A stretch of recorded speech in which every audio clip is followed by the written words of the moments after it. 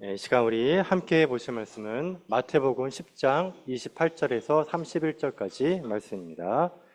마태복음 10장 28절에서 31절까지 말씀, 우리 한 목소리로 읽겠습니다.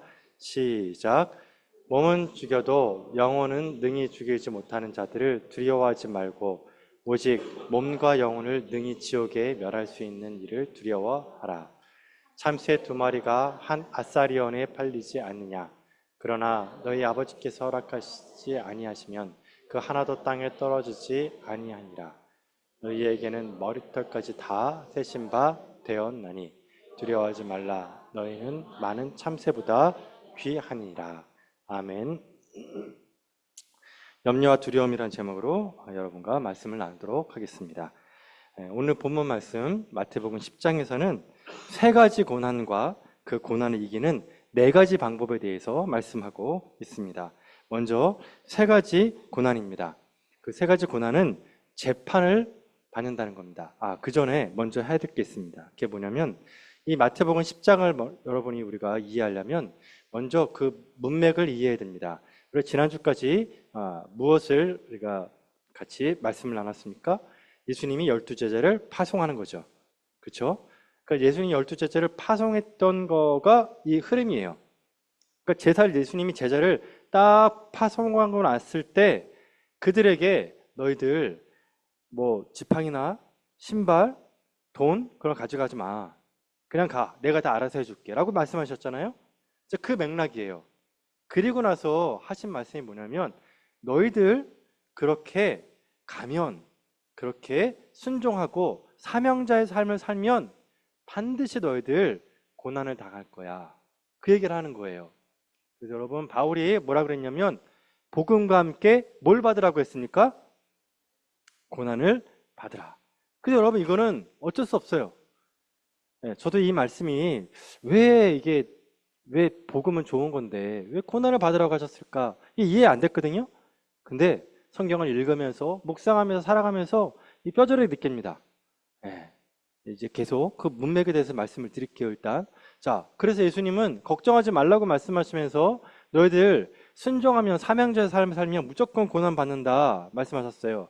그 고난이 뭐냐? 첫 번째가 재판입니다. 17절과 18절 말씀 같이 한번 읽어보겠습니다. 시작. 사람들을 삼가라. 이거 조심하라는 거예요. 조심하라. 계속 읽겠습니다. 저희가 공회에 넘겨주겠고 저희서 채찍질하리라. 또 너희가 나를 인하여 총독들과 임금들 앞에 끌려가려니 이는 저희와 이방인들에게 증거가 되게 하려 하심이라. 17점은 누구냐면 유대인들입니다. 유대인들이 공회와 회당에 넘겨줍니다. 그 다음 18절은 총독과 임금이죠. 이방인입니다. 그러니까 유대인들도 너희를 핍박할 것이고 이방인들도 너희를 핍박할 것이다. 언제요? 너희가 사명자의 삶을 살면, 주님 뜻대로 살면 그렇게 될 것이다. 그랬습니다. 여러분 지금 전 세계에서 기독교가 개신교 인구가 가장 많은 나라가 어딜까요? 개신교 인구. 미국이죠. 미국이 1억이 넘어요. 그래서 1억의 개신교인 1억이 넘는 데는 지금 미국밖에 없어요. 그럼 2위가 어딜까요? 2위가 지금 중국입니다. 놀랍죠? 이제 조금 있으면 미국을 넘길 겁니다. 지금 중국은 삼자교회와 지하교회가 있어요. 삼자교회와 지하교회가 있는데 최근에 지하교회가 폭발적인 성장을 하고 있습니다. 그래서 지금 다시 한번 대대적인 탄압을 하고 있는데 요즘에 어떻게 탄압하고 있냐? 예배당에 가정예배죠. 가정교회 헌금통을 놓으면 재판받습니다. 헌금하면 안 돼요. 두 번째, 우리 위안교회 줌예배드리잖아요. 줌예배하면 잡혀갑니다. 모이는 것도 못하게 하지만 줌예배까지도 지금 잡아가고 있습니다. 그래서 지금 중국 위해서 우리가 기도할 때 중국에 지금 목사님들이 많이 잡혀가고 있어요. 그래서 그것을 위해서 여러분이 기도할 필요가 있어요. 이걸 우리는 재판을 받는다. 물리적인 피해를 입죠. 여러분 고난이라는 게 꼭 나쁜 것만은 아니에요. 왜 그러냐? 여러분 고난을 성경에서는 불시험이라고 그러죠. 불시험. 근데 불시험이 한번 딱 있으면 정금같이 나온단 말이에요. 그게 뭐냐면 가라지가 다 싹 사라져 버려요. 자, 여러분 예수님 믿을 때 좋은 것보다 나쁜 게 많으면 예수님 믿겠습니까? 안 믿겠습니까? 안 믿죠. 좋은 게 많아야 예수님 믿잖아요. 근데 예수님 믿었을 때 손해를 본다면 믿겠습니까? 안 믿겠습니까? 안 믿겠죠. 그렇죠? 그래서 고난은 가라지를 다 태워버립니다. 없애는 겁니다. 지금 한국교회가 너무 풍요롭고 모든 것이 다 당연하다고 여겼기 때문에 지금 너무 많이 섞여 있습니다. 그런데 한번 불시험이 이런 물리적인 피해가 한번 확 오면 아마 가라지는 싹 제거가 될 겁니다. 그래서 정말 복음과 함께 고난을 당하겠다. 내가 복음과 함께 고난 당하겠다. 그렇게 순수한 신앙, 예수님을 위해서 목숨까지 내놓겠다. 그런 사람만 아마 한국교회에 남게 될 겁니다. 이게 우리 일제시대와 조선시대에 핍박받던 교회의 원형이에요. 예. 자, 두 번째입니다. 두 번째는 미움을 받습니다. 자, 22절 말씀 같이 한번 읽어보겠습니다. 시작. 또 너희가 내 이름을 위하여 모든 사람에게 미움을 받을 것이나. 자, 뭐죠? 자, 누구한테 미움 받는다고요? 모든 사람한테 미움을 받는 거예요. 모든 사람한테. 너 사명자의 삶을 살면 미움받아. 그 얘기예요. 자, 그 다음에 24절과 25절 보겠습니다. 읽겠습니다. 시작. 제자가 그 선생보다 또는 종이 그 상전보다 높지 못하니 제자가 그 선생 같고 종이 그 상전 같으면 족하도다. 집주인을 바세부려 하였거든 하물며 그 집 사람들이냐. 자, 이게 이제 복잡하니까 결론만 얘기하면 집주인이 누굽니까? 예수님. 예수님의 예수님. 근데 예수님을 누구라고 하죠? 예, 귀신의 왕. 예, 예수님은 귀신의 왕이라고 막 그랬잖아요. 예, 그래서 귀신의 왕을 힘입어 이런 능력을 행한다 그랬잖아요. 이거 뭐라 그러죠? 우리는 신성모독. 그렇죠? 신성모독. 자, 집주인 예수님을 신성모독 하거든 하물며 너일까 보냐. 하물며. 그럼 여기서 말하는 그 집 사람들은 누굴까요? 제자들이겠죠. 예, 그 얘기 뭐냐면 이게 그 얘기예요. 선생이 예수님이고 제자는 12제자죠. 종은 제자고 그 다음에 상전은 예수님이겠죠. 야, 이 모든 사람들이 나를 신성모독하고 나를 핍박하는데 하물며 너희들을 핍박하지 않겠냐. 지금 그 얘기 하시는 거예요. 그 얘기. 자, 이상한 취급하는 거예요. 이상한 사람 취급. 바알세부려니까. 그럼 이걸 여러분, 우리 아직 대한민국은 예배 드린다고 해서 재판받거나 그런 경우는 없어요. 물리적 피해는 없어요. 여러분, 교회 올 때마다 여러분 통장에서 한 1,000만 원씩 빠진다면 여러분 교회 나오시겠습니까? 예? 벌금 1,000만 원, 교회 나오면 1,000만 원, 줌예배는 100만 원. 그러면 교회 나오실래 안 나오실래요? 예, 그렇죠. 고민이 돼요. 예, 쉬운 게 아니에요. 아직까지 한국 교회 물리적인 피해는 없어요. 뭐 어떤 피해가 있냐면은 주원글씨는 있습니다. 주원글씨. 그게 뭐냐면 정신적 피해예요. 이상한 사람 취급해요. 그래서 멀쩡하게 그냥 얘기하다가도 무신론이라 그러면은 그냥 멀쩡한 사람이라고 취급해요. 근데 갑자기 내가 개신교다, 기독교인이라 그러면은 그때부터 갑자기 이상한 사람으로 봐요. 그러면 욕해요. 그래 가끔 이제 당황스러워요. 이 사람이 날 뭐라는데 나한테 왜 이렇게 나쁘게 대하지? 그러니까 뭐니 도매급으로 싸그리 몰아가지고 날 나쁜 놈으로 보는 거예요. 예, 이상하게 보는 거예요, 여러분. 여러분, 제가 저번에도 말씀드렸죠. 제가 어디 가서 목사님이라 그러잖아요? 그러면 그전에는 그냥 고객님이에요. 고객님인데 제가 목사님이라는 순간 저를 한 번 더 봐요. 그때 어떻게 약간 사기꾼처럼 봐요, 저를. 그러니까 이게 대한민국의 지금 교육자, 그 다음에 이 기독교인에 대한 인식이에요. 근데 더 나쁜 건 뭐냐면 기독교인, 불신자들이 기독교인에 대한 태도가 그럴 수도 있다고 하는데 더 안타까운 건 뭐냐면 기독교인들도 서로 싫어해요, 또. 그렇지 않아요, 여러분? 기독교인들도 기독교인을 보면서 사기꾼 같다 그러고 이상하다 그러고 그런단 말이에요. 그러니까 이게 너무 이상해요. 그래서 지금 이 22절 말씀이 그대로 이루어졌어요. 뭐죠? 모든 사람들에게 미움을 받을 것이다. 불신자에게도 기독교인에게도 받는다. 그 다음에 집주인의 바알세부려, 그것도 맞아요. 그렇죠? 주원글씨예요. 이상한 사람 취급받는 거예요.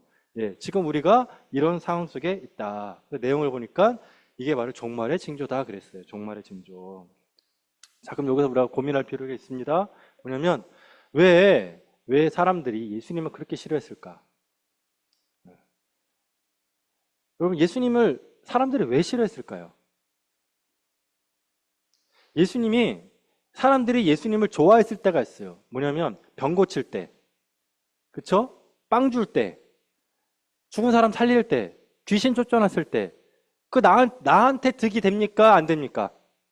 득이 되죠. 그러니까 내가 뭔가를 얻을 때는 예수님 괜찮아요. 그 자리에 누구도 있었냐? 서기관과 바리새인도 있어요. 왜? 서기관과 바리새인은 뭐 로봇이에요? 안 망가지나?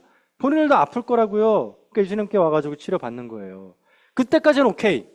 그때까지는 오케이. 그런데 여러분, 종교 지도자들이 언제부터 돌아섭니까? 예수님이 뭐라 그랬습니까? 죄사함을 받았느니라. 그때 뭐래? 네가 뭔데? 이러죠. 그쵸? 그리고 예수님이 뭐라 그래요? 하나님의 아들이다. 말이 안 돼요. 그리고 예수님이 뭐라 그랬어요? 당신 자체를 성전이다. 와, 그럼 여러분 이게 어떤 일이 벌어지냐면 밥그릇이 깨집니다. 밥그릇이. 여러분 제사장, 예수님이 온 뒤로 제사가 필요해졌습니까? 필요하지 않습니까? 필요도 없죠. 그러면 누가 직업을 잃어버려요? 제사장. 그 다음에 예수님이 내가 율법을 완성하러 왔다 그랬죠. 그러면 누구 직업이 없어집니까? 서기관과 바리새인. 그렇죠? 그래서 이 인간이라는 게 그때나 지금이나 다를 게 하나도 없어요. 내가 은혜를 받으려고 할 때, 내가 뭔가 좋은 거를 받으려고 할 때는 다 모여요. 다 모인다고요. 근데 내가 손해를 보기 시작할 때는 그때부터는 적이 되는 거예요. 그게 바로 예수님이 핍박받았던 이유예요. 그 핵심이 뭐냐? 그 핵심이 바로 로드십이에요. 로드십. 주님에 대한 문제예요. 주님. 내 인생의 주인은 나다. 내 인생의 주인은 나다. 그러니까 나한테 도움이 되느냐 도움이 되지 않느냐로 이 세상을 다 판단하는 겁니다. 근데 예수님은 뭐라고 하십니까? 내가 너의 주인이다. 그러면서 내가 너의 주인이 되려면 너가 해야 될 일이 있다. 그게 뭐냐면 자기를 부인해라. 자기를 부인하라 그러면 그때부터 어떤 일이 벌어집니까? 싫다고 얘기하겠죠. 자기 부인을 누가 좋아합니까? 내 생각과 내 감정을 내가 손해보는 거를 누가 좋아하겠습니까? 그런데 예수님은 그렇게 얘기하시는 거예요. 너 인생의 주인은 너가 아니야. 나야. 그리고 가지려고 하지 말고 베풀어야 돼. 섬김을 받으려고 하지 말고 섬겨야 돼. 이 세상과 완전히 다른 방향으로 예수님이 말씀을 하고 있는 겁니다. 그러니 예수님이 미움을 받을 수밖에 없었어요. 특별히 예수님이 뭐라 그랬냐면 요한복음에 말씀이 나옵니다. 요한복음 읽어드리겠습니다. 사람들이 자기 행위가 예수님 빛이잖아요. 빛이 세상에 왔을 때 사람들이 자기 행위가 악함으로 빛보다 어둠을 더 사랑한 것이니라. 어둠을 좋아한다고, 어둠을. 근데 빛이 딱 드러났어요. 어때요? 싫은 거예요. 내 얼굴에 막 죄가 막 이렇게 묻어 있어요. 더러운 게 막 묻어 있어요. 온몸에. 막 죄가 막 온몸에 묻어 있는데 갑자기 불이 확 켜졌어요. 여러분 좋아요, 나빠요? 여러분 조명이 희리꾸리한 게 좋습니까? 아니면은 아주 밝은 게 좋습니까? 희리꾸리한 게 좋아요. 왜냐면 다 가려주잖아요, 조명이. 그런 거예요, 여러분. 내가 너무 더러우면 그냥 어두운 게 좋아요. 근데 완전히 밝은 빛은 부끄럽게 만들어요. 그래서 여러분 창세기 3장에 인간이 죄를 지었을 때 하나님이 아담아 아담아 내가 어디 있느냐 했을 때 인간의 첫 번째 반응이 뭐예요? 숨는 거잖아요. 숨는 거예요. 그래서 관계상에서 회개하라는 말이 사라진 이유가 그거예요. 하나님의 말씀을 제대로 정확하게 빗댄 말씀을 정확하게 비추면 어떤 일이 벌어지냐면 인간의 죄성이 드러나요. 인간의 죄성. 너무너무 힘들어요. 지금 이게 한국교회 현실이기도 합니다. 내 주인은 내가 아니라 예수님이라는 사람을 받아들이는 것, 자기를 부인하고 자기를 희생하는 것, 이것이 기득권의 문제와 인생의 주인 문제를 엮여버리게 되면 그렇게 되면 예수님을 싫어하게 되고 예수님을 따르는 제자들도 미워하게 된다는 겁니다.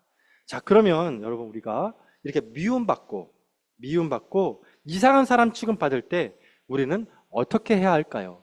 첫 번째 반응은 기뻐하셔야 합니다. 자, 고난받을 때 기뻐하시길 바랍니다. 네, 거봐요. 별로 없잖아요. 그렇다니까 어쩔 수 없어요. 이게 사람의 이게 본능이에요. 성경에서 이런 말씀이 있어요. 너희들 잘못한 것 때문에 고난을 받는다면 그건 뭐라고 했냐면 그건 당해도 싸다 그랬어요. 네.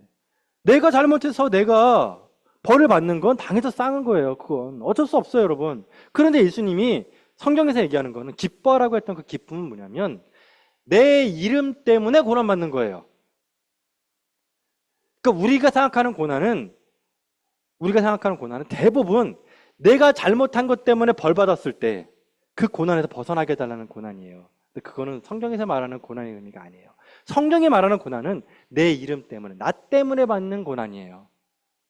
예를 들어 볼까요? 여러분, 전도 나가잖아요. 전도 나가면 여러분 기뻐합니까? 무시합니까? 거봐요, 그쵸? 겁나게 무시하잖아요. 예? 겁나게 무시한단 말이에요. 차라리 그냥 전단지를 나눠주는 사람은 덜 무시해요. 근데 왜 전도만 하면 무시할까요? 예. 아까 얘기했던 그거예요. 모든 사람들 너희를 미워할 것이다. 그때 무시당했을 때 어떻게 하면 돼요? 기뻐하는 거예요. 어떤 기쁨이에요? 주님, 내가 예수님 때문에 무시를 당하네요. 주님 감사합니다. 그거 감사하라는 거예요, 그거를. 지금 마태복음 10장에 하는 얘기가 바로 그거예요. 너희들 말세 때는, 시간이 됐을 때는 사람들이 나를 미워하지 똑같이 너희들을 미워할 거야.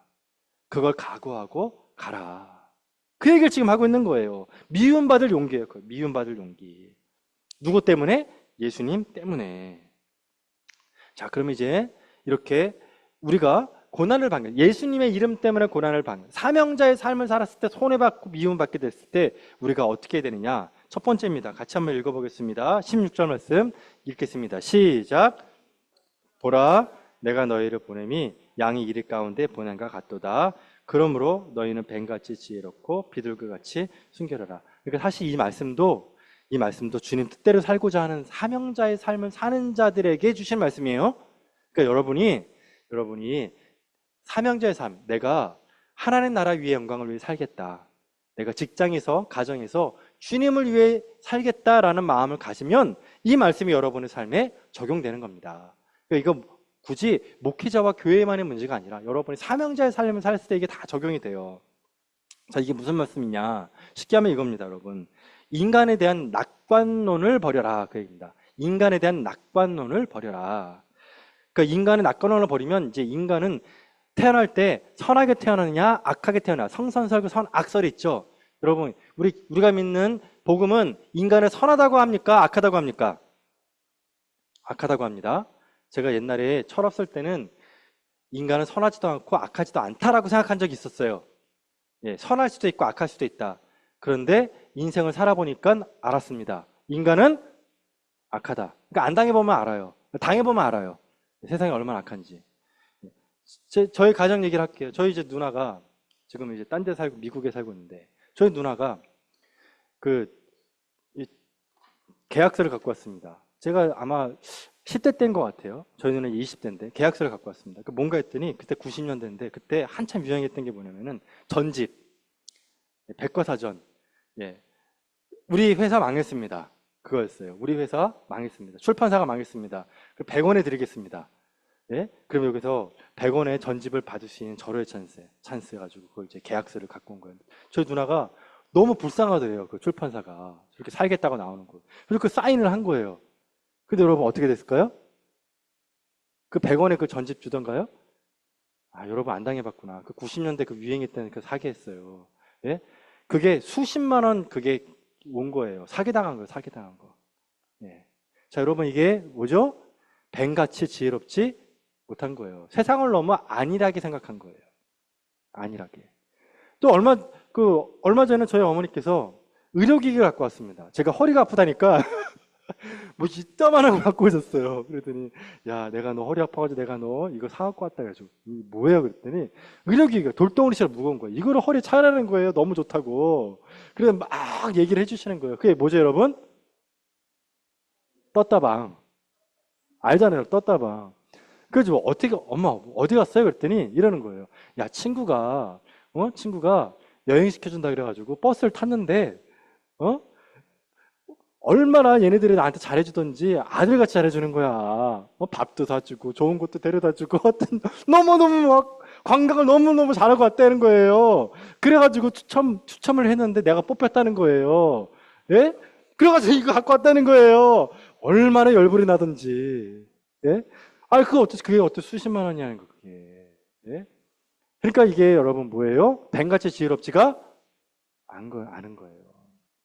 여러분 귀신이 더럽잖아요. 그렇죠? 귀신이 더럽고 막 이렇게 머리 산발하고 피 흘리고 막 이렇게 막 그러잖아요. 예? 근데 그러면 여러분 그런 귀신은 쫄게. 예. 약한 애들이 더러워요.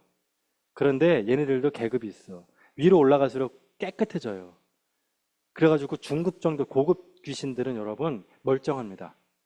예. 하나도 안 더러워요. 양복 입고 다녀요. 근데 여러분 완전히 고급 짓죠. 하이클래스 0.1% 귀신들 어떻게 하는지 아세요? 예? 광명한 천사로 나타나요. 광명한 천사로. 천사같이 나타나. 천사같이. 예. 그래서 여러분 사기꾼 인상이 좋아요, 나빠요? 웃어요, 안 웃어요? 거보세요. 다 알잖아요. 예. 그러니까 인간은 악합니까? 선합니까? 악한 거예요, 여러분. 그러니까 잘 모르겠다면 더 당해보시면 알아요. 예. 인간은 악해요, 여러분.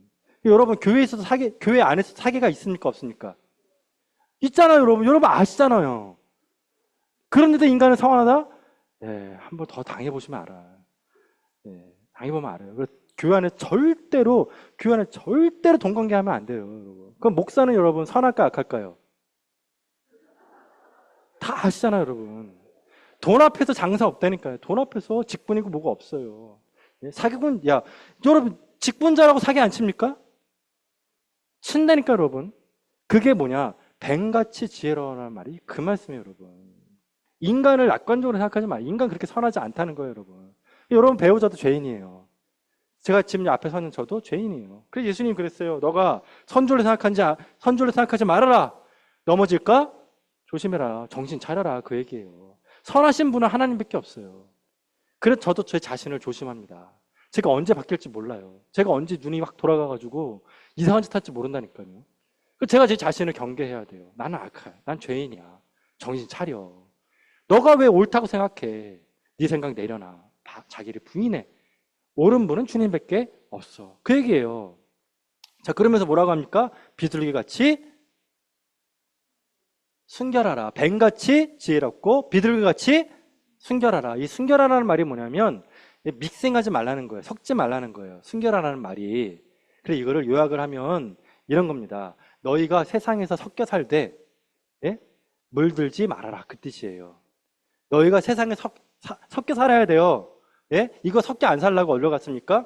저쪽 산에 가가지고 혼자 나는 자연인이라 하는 거 있죠? 물론 안 섞였으니까 주야장창 선비처럼 살 수는 있지만 그건 기독교인 정신이 아니죠. 그쵸? 우리는 섞여 살아야 돼요. 정신 똑바로 차리고, 그쵸? 예, 넘어가면 안 돼요.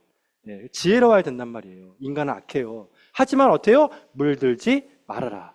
비둘기처럼 순결하라. 그들이 그러니까 그들이 악하다는 걸 이해하지만, 예? 어떻게 그들의 생각에 동조하지 말아라.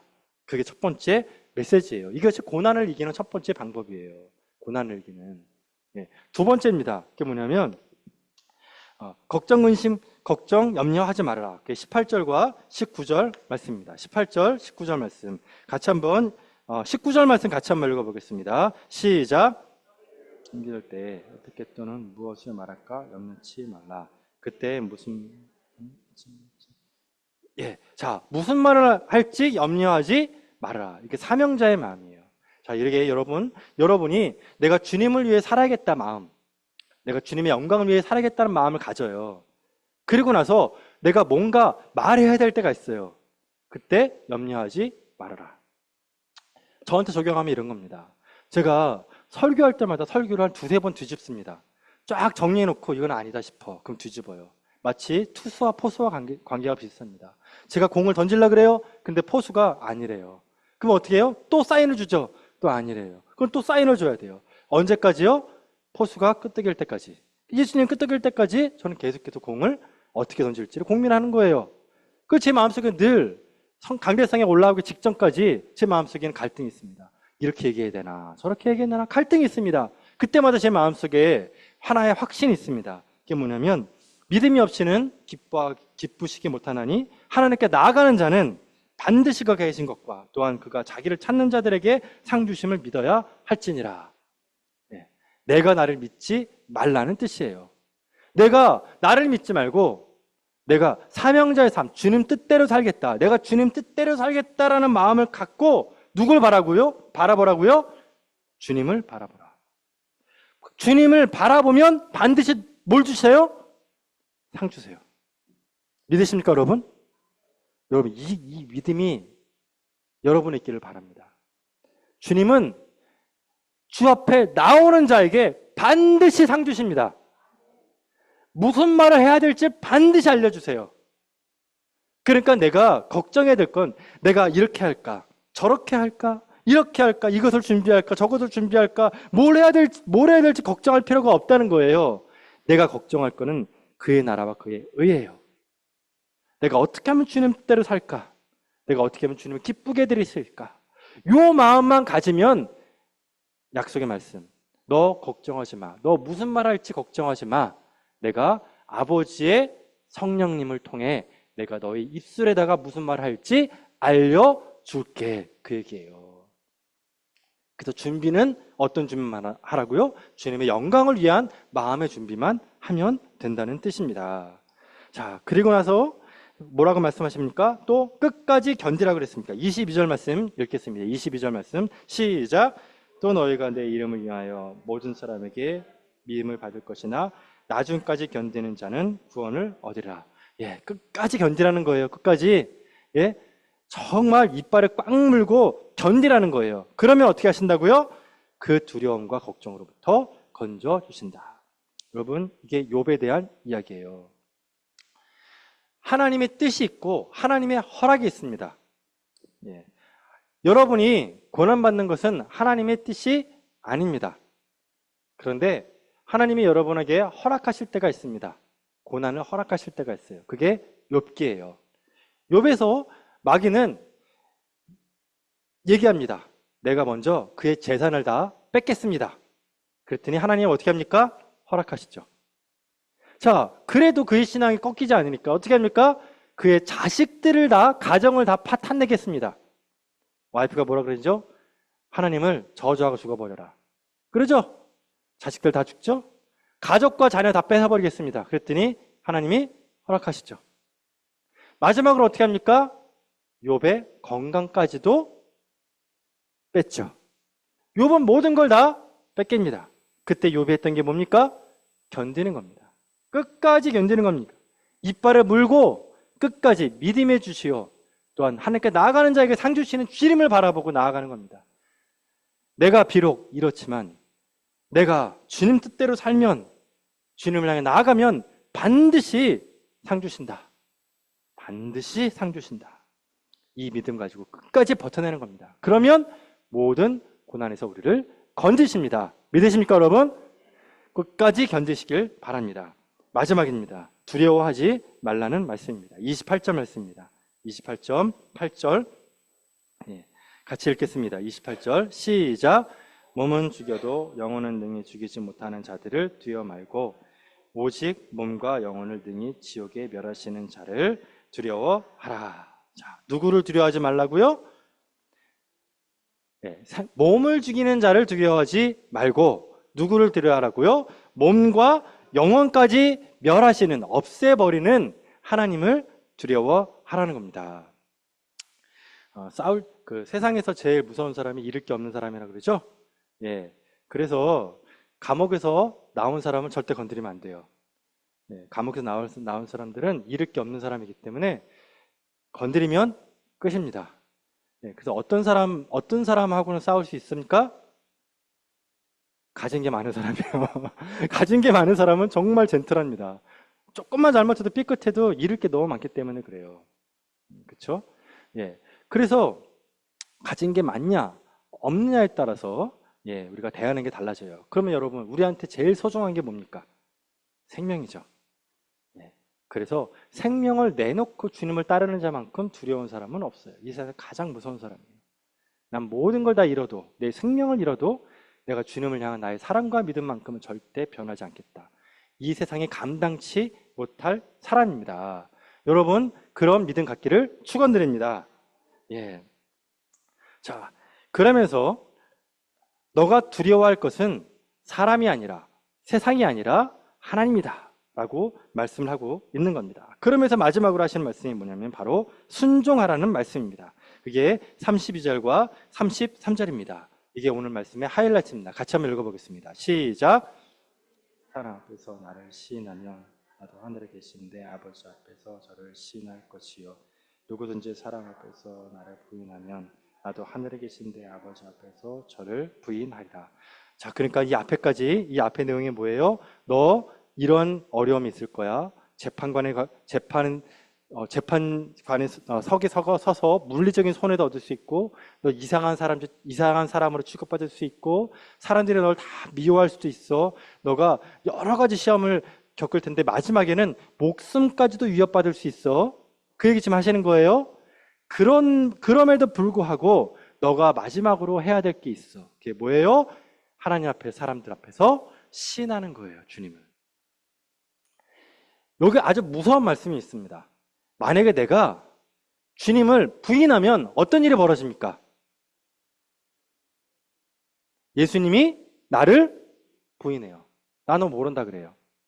근데 내가 주님을 시인하면 어떻게 하신다고요? 예수님이 나를 넌 내 자식이야 라고 시인한다는 거예요. 여러분이 여러분의 정체를 드러내시길 축원드립니다. 가정이든 직장이든 어디 있든 간에 기독교인임을, 내가 예수님 믿는 사람임을 부끄러워하지 마시기 바랍니다. 여러분이 예수님을 부끄러워하면 예수님도 여러분을 부끄러워하십니다. 그것 때문에 여러분 고난을 받는다면 기뻐하십시오. 예수님 때문에 내가 지금 동참하는 거예요, 그 고난에. 그런 고난을 여러분 적극적으로 받으십시오. 그것이 상급으로 돌아오는 거예요. 제가 예화 하나만 마치도록 하겠습니다. 그 복음 때문에 고난을 받는 경우입니다. 지금은 이제 그런 일이 있으면 안 되죠. 그런 불가능한 일이죠. 옛날에 저희 이제 부모님 세대만 해도 어떤 일이 있었냐면은 그 술상을 봐오는 문화가 있었습니다. 그래서 그 남편분이 딱 집에 오면 여보 술상 봐와 그러면 술상을 봐왔습니다. 이거 여러분 이게 큰일이에요, 안 큰일이에요? 그렇죠. 이거 지금 그랬으면 큰일 나요. 그렇죠? 그리고 제가 어렸을 때만 해도 이제 그런 게 술 받아와라. 그 술도 받아오고 그랬어요. 술 받아오고 뭐 이제 수육 끓여가지고 이제 그 술상 봐옵니다. 그런데 이 남편분이 너무너무 이제 그 술상을 봐오라고 막 계속 시키니까 그 아내분이 권사님이셨어요. 아주 신실한 권사님이셨어요. 근데 권사님이 남편 위해 매일마다 술상을 보니까 이게 막 불편한 거예요. 그래서 술상을 줄 때마다 막 불평했대요. 이 인간 막 그러면서 막 뭐라고 했나 봐요. 그러니까 술상을 봐오면서 남편도 막 더 화가 나니까 술 마시고 아내분도 술상 차리면서 기분 나쁘게 하고 그렇게 집안 분위기가 아주 형편이 없었대요. 근데 어느 날 이 권사님이 은혜를 받았어요. 큰 깨달음을 얻은 거예요. 그리고 나서 그 다음부터 이제 태도가 바뀌었어요. 어떻게 바뀌었냐면 남편이 여보 술상 봐. 그러면 진짜 정성껏 술상을 놔드렸대요. 정성껏. 최선을 다해서. 그리고 몇 번 하니까 남편이 이상한 거예요.